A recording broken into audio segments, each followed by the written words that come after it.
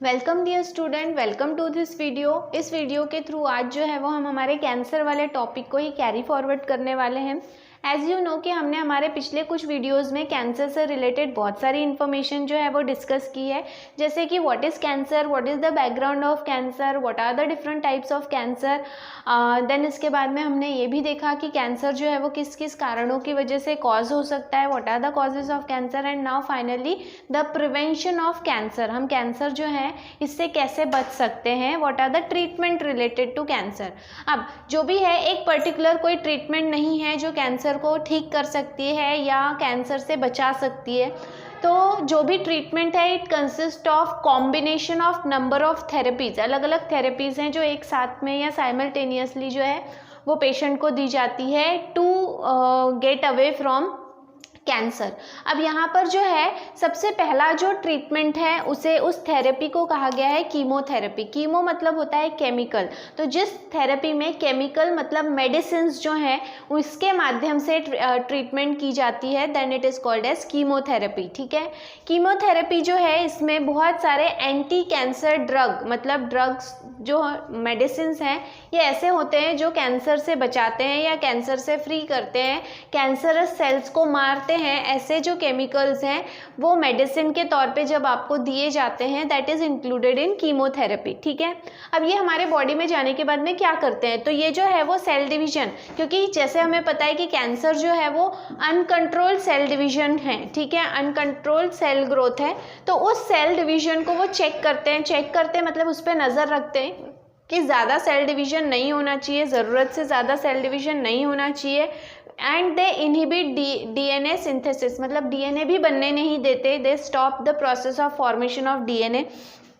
And ये जो है बोल सकते हैं हम कि ये तो करते ही हैं, लेकिन कभी कभी ये जो भी केमिकल्स जो मेडिसिन के तौर पे दिए जा रहे हैं वो नॉर्मल सेल्स के कंपैरिजन में जो कैंसर वाले सेल्स हैं उनके लिए ज़्यादा टॉक्सिक हार्मफुल होते हैं, जिसकी वजह से वो सेल्स मर भी सकते हैं and finally the person can come out of cancer या कैंसर से वो उभर सकता है। ठीक है, देन यहाँ पर इस थेरेपी के दौरान कुछ साइड इफ़ेक्ट हो सकते हैं, जैसे कि हेयर लॉस, पूरे बाल झड़ जाना, या फिर एनीमिया मतलब आपका हीमोग्लोबिन लेवल कम हो जाना। ठीक है, लेकिन जैसे ही ये ट्रीटमेंट स्टॉप हो जाती है उसके बाद में इट इज़ करेक्टेड, दोबारा जो है वो बाल आ जाना और फिर आपका हीमोग्लोबिन लेवल जो है वो नॉर्मल हो जाना। ये कब हो जाता है, जब ये ट्रीटमेंट क्या कर दी जाती है, स्टॉप कर दी जाती है। ठीक है, so as a side effect of this treatment आपके बाल चले जाएंगे, हीमोग्लोबिन कम हो जाएगा, एनेमिक कंडीशन हो जाएगी, लेकिन जैसे ही ट्रीटमेंट रोक दी जाएगी वैसे ही आप वापस से रिकवर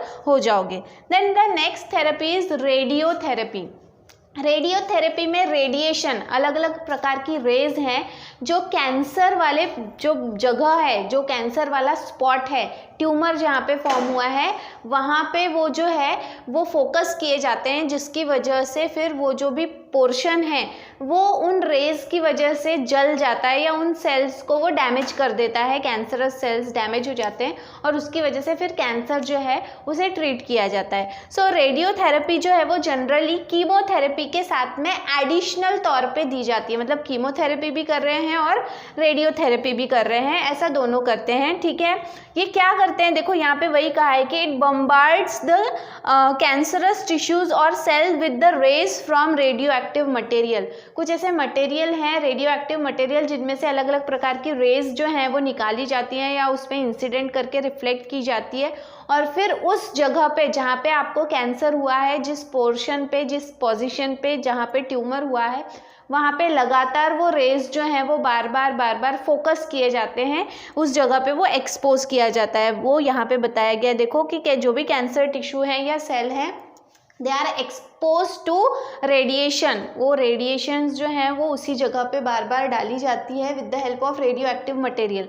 अब मटेरियल कौन कौन से हैं, तो कोबाल्ट है, ठीक है, देन इरिडियम और दूसरा है आयोडीन। ये कुछ ऐसे सब्सटेंसेस हैं which are called as radioactive substances. तो ये रेडियो एक्टिव सब्सटेंसेस के माध्यम से ये जो भी रेज हैं ये उस जगह पे इंसिडेंट की जाती है। अब कौन सी रेज हैं जो इंसिडेंट की जाती हैं, तो वो हैं एक्स रेज, गैमा रेज या फिर चार्ज्ड पार्टिकल्स होते हैं इन रेज में, जो एक ही जगह पे बार बार फोकस किए जाते हैं, ठीक है। They use to destroy the cancerous tissue, cancerous tissues को पूरी तरह से खत्म करने के लिए इन रेज का इस्तेमाल होता है, ठीक है। Then they cause minimum damage, इसकी वजह से जो है वो नॉर्मल सेल या आजू बाजू के सेल जो हैं, जो भी ट्यूमर है उसके आजू बाजू के जो नॉर्मल सेल हैं उन्हें कम से कम नुकसान पहुंचता है, ठीक है। सिर्फ क्योंकि as it is only focused on the tumour, सिर्फ उसे किस पे फोकस किया जाता है, ट्यूमर वाले रीजन पे, आजू बाजू के हिस्से में डैमेज ना हो इसका ध्यान रखा जाता है, इसलिए आजू बाजू जो है वो बहुत कम डैमेज होता है, ठीक है।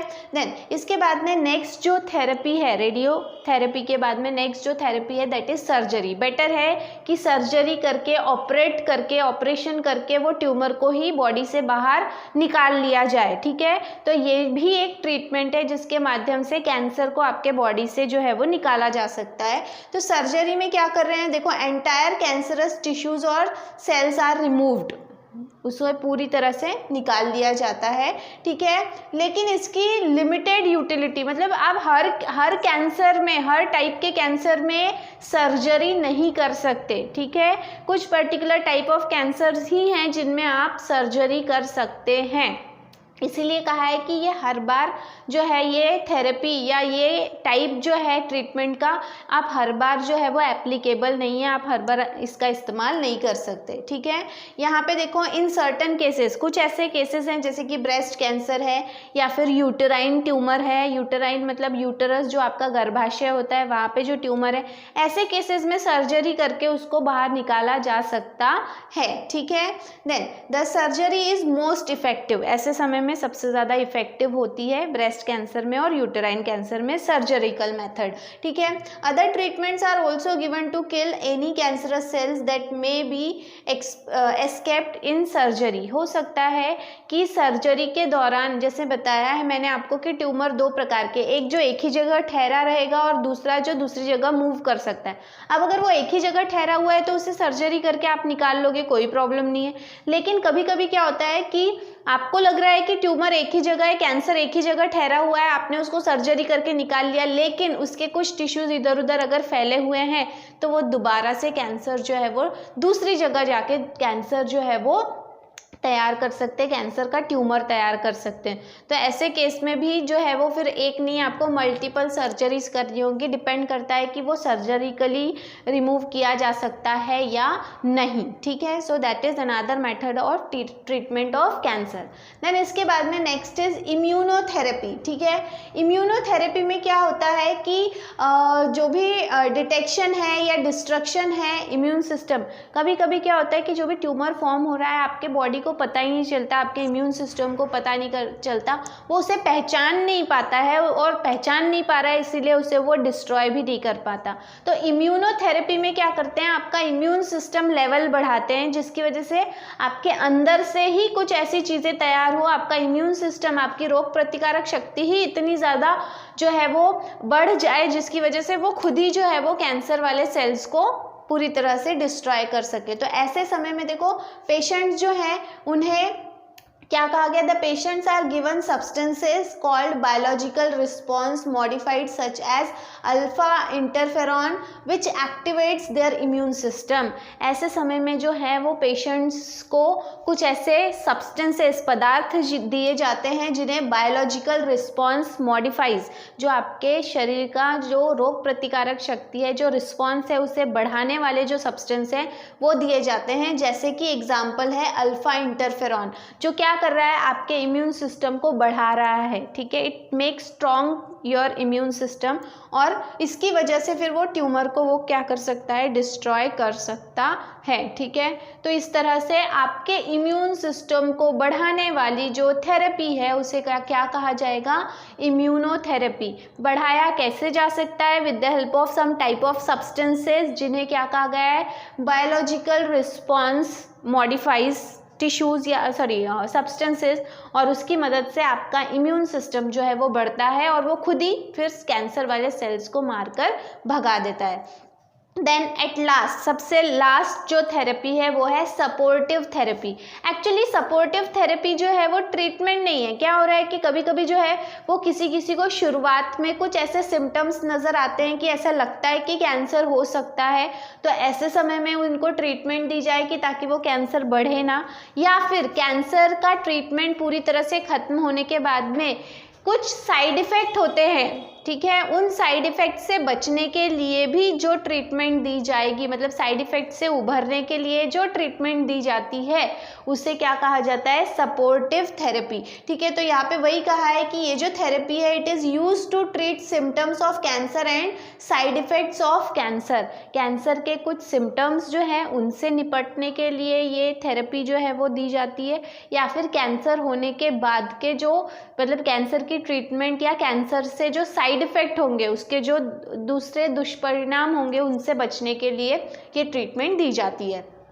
इस थेरेपी का ऑब्जेक्टिव क्या है, मेन मोटिव क्या है, ये थेरेपी जो है वो किस बेसिस पे काम करती है, तो इसका ऑब्जेक्टिव है कि जो भी improve the quality of life of cancer patient. क्योंकि अगर आप कैंसर से गुजर रहे हो तो ऑब्वियसली आपको पता है कि आपका जो लाइफ है, लाइफ स्पैन कम हो गया है, ज़िंदगी कम हो गई है, और उस कम समय में अगर आप सिर्फ यही सोचोगे कि मुझे कैंसर है मुझे कैंसर है, तो ऐसे समय में आप आपकी लाइफ जो है वो ज़्यादा कंफर्टेबली बिता नहीं पाओगे। तो जो सपोर्टिव थेरेपी होती है वो आपको लाइफ ज़्यादा कंफर्टेबल बनाने के लिए और आपको थोड़ा सा गुड फील गुड कराने के लिए ये थेरेपी होती है, सो दैट जितनी ज़िंदगी आपकी है वो आप अच्छे से और खुशी से बिता सके। तो ये थेरेपी उसलिए होती है। Then this therapy varies depending upon condition of individual patient.